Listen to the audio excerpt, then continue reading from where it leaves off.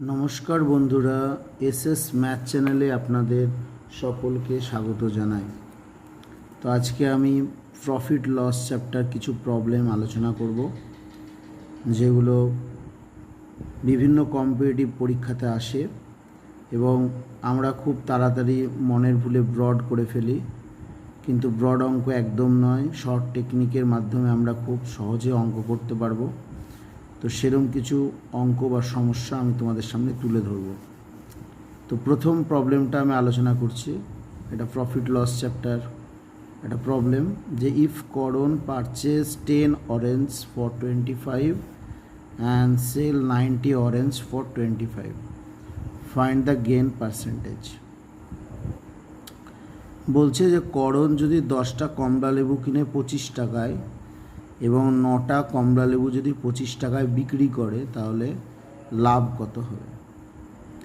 এই অঙ্কগুলো প্রথম কথা হচ্ছে 10টা কমলা লেবু 25 টাকায় এবং 9টা কমলা লেবু যদি 25 টাকায় বেচে, তাহলে ফাইন্ড দ্য গেন পার্সেন্টেজ, লাভ কত হবে। এক্ষেত্রে আমাকে এই 10টা কমলা লেবু অরেঞ্জেস আর 9টা অরেঞ্জেস আছে, এই 9টা অরেঞ্জেস আর 10টা অরেঞ্জেস আমি কি করব, এই দুটোর আমি লসাগু করব।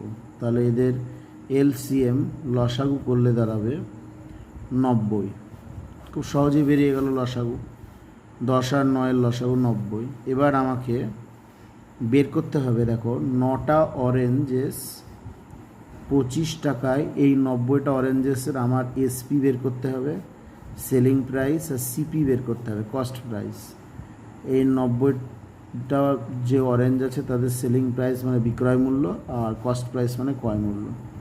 তাহলে দেখো 9টা অরেঞ্জ যদি 25 টাকায় বেচে, তাহলে একটা অরেঞ্জ বেচবে 25/9, তাহলে 90টা অরেঞ্জ বেচবে।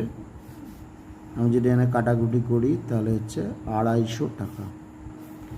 সিপি বের করছি এবার খুব ইজিলি, 10টা অরেঞ্জ যদি 25 টাকায় কেনে, তাহলে একটা অরেঞ্জ কিনবে 25/10, তাহলে 90টা অরেঞ্জ কিনবে 225 টাকায়। তাহলে আমি এখান থেকে গেন কত টাকা পাবো, 250/225। এবার গেন পার্সেন্টেজ চেয়েছে, গেন পার্সেন্টেজ আমাকে বের করতে হয় সিপির ওপরে অলওয়েজ। তাহলে 250 - 225/সিপি, কস্ট প্রাইস ক্রয় মূল্য তো 100। তাহলে এটা যদি বিয়োগ করি তাহলে 25/25 তো 100, তাহলে 25/9, তাহলে 100/9 মানে 11.1/9%। ইজিলি আমার এটা বেরিয়ে গেল। এত খুব শর্টে আমি এইভাবে অঙ্কগুলো বের করতে পারবো, এবং এতে সময় অনেক বাঁচবে এবং খুব তাড়াতাড়ি প্রবলেমগুলো হবে। ঠিক আছে, ওকে। নেক্সট প্রবলেমটা দেওয়া আছে, find the CP when selling price is 400 and loss is 70%। এই অঙ্কটা বলেছে খুবই সোজা, ক্রয় মূল্য বের করতে বলেছে। বিক্রয় মূল্য দেওয়া আছে 400 টাকা এবং ক্ষতিটা দেওয়া আছে 70%। এই জায়গাটা আমাকে বুঝতে হবে যে লস আছে 70%।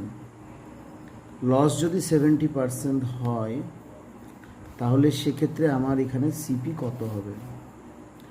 লস মানে ক্ষতিটা 70%, তার মানে ব্যক্তিটি বিক্রয় মূল্য কত হবে, সেলিং প্রাইস কত হবে। লস যদি 70% হয়, তাহলে কিন্তু সিপি হচ্ছে 100 হলে এসপি কিন্তু 100 - 70, লস হচ্ছে, তার মানে 30 রুপিস হচ্ছে এসপি। এই জায়গাটা আমাকে বুঝতে হবে যে লস 70%।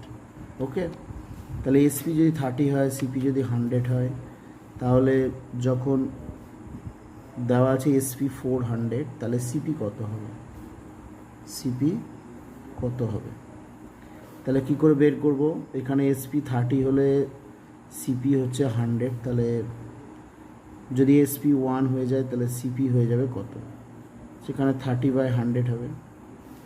তাহলে 400 যদি হয় তাহলে কত হবে, এখানে 400 মাল্টিপ্লাই হবে। তাহলে 400 হয়ে গেলে এখানে 400 মানে সেলিং প্রাইসটা দেওয়া আছে 30 আর সিপি দেওয়া আছে 100।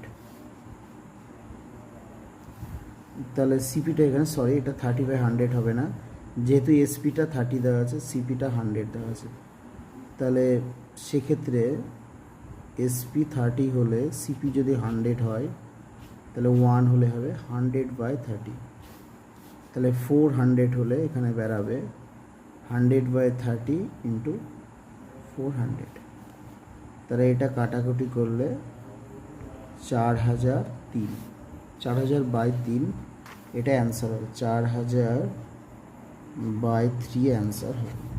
এইভাবে আমরা অঙ্কগুলো ইজিলি বের করতে পারি।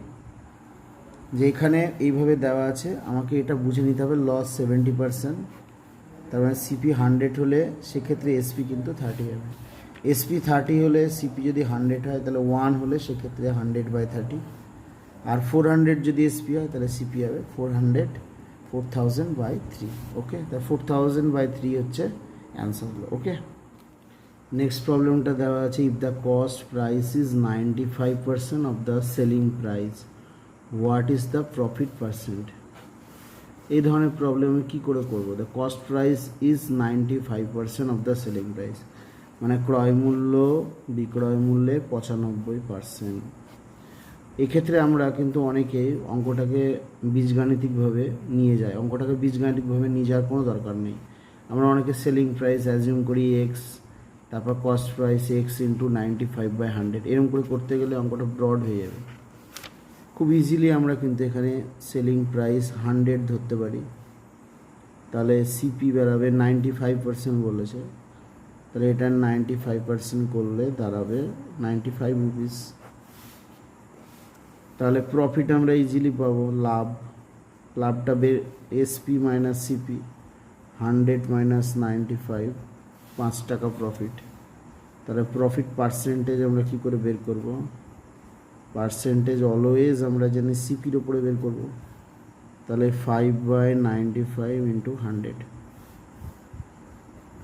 তাহলে 100/19, এটা ডিভাইড করলে দাঁড়াবে 5.95 26, 5.26%। তাহলে এরকমভাবে আমরা খুব ইজিলি অঙ্কটাকে খুব সহজেই কিন্তু করতে পারবো। এক্ষেত্রে অঙ্ককে কোনো ব্রড করার দরকার নেই, ঠিক আছে? ওকে, তারপর একটা প্রবলেম দেওয়া আছে, dishonest trader professes to sell his goods at cost price but he uses a weight of 930 gram for 1 kg weight, find his gain percentage। মানে কোনো অসৎ ব্যবসায়ী সে একটা মাল বিক্রি করতে চায় তার ক্রয় মূল্যেই, কিন্তু বিক্রি করার সময় সে করেছে কি তার যে 1 কেজি ওজন হয় মালটা সেটা না দিয়ে 930 গ্রাম ওয়েট ইউজ করেছে লাভ করার আশায়, মানে কস্ট প্রাইসে মাল বিক্রি করছে মানে ক্রয় মূল্যে, কিন্তু লাভ চাই, সেই জন্য মালটার যে ওজন সেটা কম দিয়েছে। এবারে কতটা সে লাভ করবে, তার গেইন পার্সেন্টেজ কত হবে। এই সব অঙ্কগুলো যদি আসে তাহলে এখানে সবসময় দেখতে হবে ট্রু ওয়েট কত হবে, আসল ভ্যালু কত হবে। 1 কেজি হবে, তাহলে এটা কিন্তু ট্রু ওয়েট মানে আসল ভ্যালু, এটা আছে 1 কেজি মানে 1000 গ্রাম। আর ফলস ওয়েট কত আছে? ফলস ওয়েট আছে 930 গ্রাম। এই ট্রু ওয়েট আর ফলস ওয়েট যদি আমি করি তাহলে এরর পাবো, মানে যে ভুল ওজনটা দেওয়া আছে, ভুল ওজনটা হচ্ছে 1000 মাইনাস 930, তাহলে হচ্ছে 70 গ্রাম। এই 70 গ্রাম হচ্ছে ভুল ওজন। এই ওজনটা লাভ করেছে পার্সেন্টেজ কত, এটা অলওয়েজ কিন্তু ফলস ওয়েটের উপরে হবে, কারণ ব্যক্তিটি কস্ট প্রাইসে মালটা বিক্রি করছে, এই জন্য তার ফলস ওয়েটে অবশ্যই কিন্তু তার ফলস ওয়েটে পার্সেন্টেজটা দাঁড়াবে। তাহলে গেইন পার্সেন্টেজ আমি বের করব, মানে লাভ বের করব 70 গ্রাম বাই 930 গ্রাম ইন্টু 100। তাহলে এক্ষেত্রে 0 0 কাটলো, তাহলে 700/93%। এটা যদি আমি কাটাকুটি করি মানে পূর্ণ করি তাহলে 7 পূর্ণ 49/93%। তাহলে খুব ইজিলি বা 700/93% রেখে দিলেও আমার MCQ যে অ্যান্সারটা আছে সেখানে যেরকম দেওয়া থাকবে সেরকমভাবে অঙ্কটা করব। তাহলে ডিসঅনেস্ট ট্রেডারের এই যে প্রবলেমটা এই প্রবলেমের ক্ষেত্রে এইটা বের করা যায় এরকম করে, কিংবা একটা ফর্মুলা আছে, ফর্মুলাটা প্রথমত গেইন পার্সেন্টেজ এইভাবে লিখতে পারি। প্রথমে এররটা আমি বের করব, আর ট্রু যে ওজনটা মাইনাস যে এররটা সেটা গুণিত 100, এইভাবে আমরা কিন্তু গেইন পার্সেন্টেজটা বের করতে পারি খুব সহজে। ঠিক আছে, ওকে। তাহলে বন্ধুরা, আজকে সংক্ষিপ্ত 4টে ভিডিওর মাধ্যমে এই ছোট্ট সমস্যাগুলি তোমাদের সামনে তুলে ধরলাম। সামনের দিন প্রফিট এবং লসের যে এক্সারসাইজগুলো আমি নিয়ে আসবো এবং সেগুলো বিস্তারিতভাবে আলোচনা হবে। সকলকে ধন্যবাদ জানিয়ে আমি আমার ভিডিওটি শেষ করছি। ওকে।